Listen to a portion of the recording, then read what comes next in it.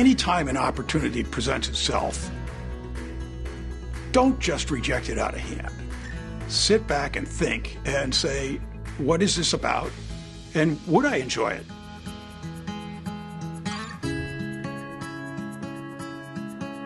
I've been down on the coast 15, 16 years, but I've lived all over the place. I was born in New York City, ended up in Washington in 1982, went to work for the Reagan administration. I was there for 6 years, and I was the deputy commissioner of the INS and in charge of refugee operations, and picked up a foster daughter along the way there.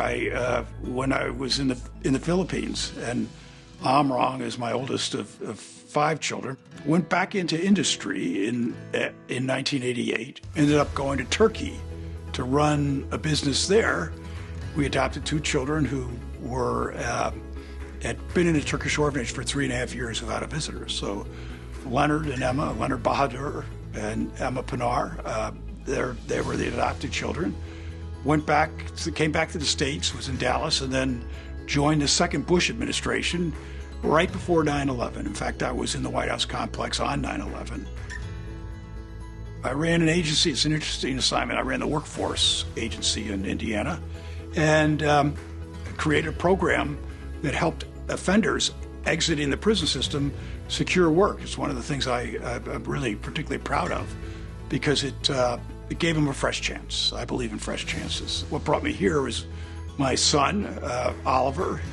He's a great kid. He's going to be a junior this year at Goche High School. But then I've got one other 5th kid that sort of turned up 2 years ago, Armani. Just finished at the high school in Goche, and so he's been a blessing to us as well. So I came down here, I followed my son because I made a conscious decision to play a very active role in his life. And I think the biggest challenge we have in the country right now is the lack of active fathers. I've been really fortunate. I don't know anybody who's had a more interesting life than I have, but I've been in government and in industry. But in early 22, I got involved with a Broadway musical, Paradise Square. I'm a Tony Award nominee. That sort of shocks anybody who's known me for years. I got a great deal of joy out of involvement with that show. Now I'm involved with another one that's running at the Goodman Theater in Chicago right now. That's Midnight in the Garden of Good and Evil, which is one of the all-time best sellers on the New York Times list. So, and it's going to be great. It's really an exciting show.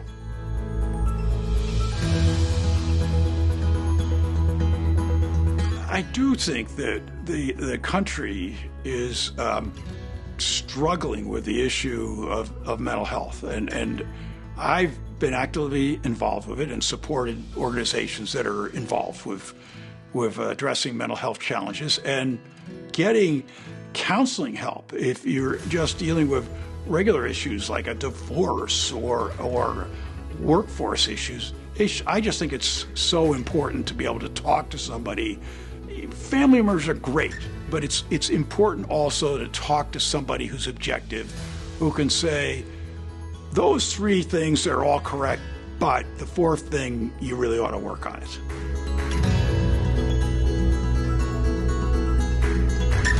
Every day when Armani and Oliver and I leave the house for the first time, I say to them, what's today? And they answer not as Tuesday, they answer, it's another great day to do my best. I think difficult things, challenges occur for 3 reasons. 1, there's evil. And my sister was a victim of a serial murderer. 2, there's bad luck.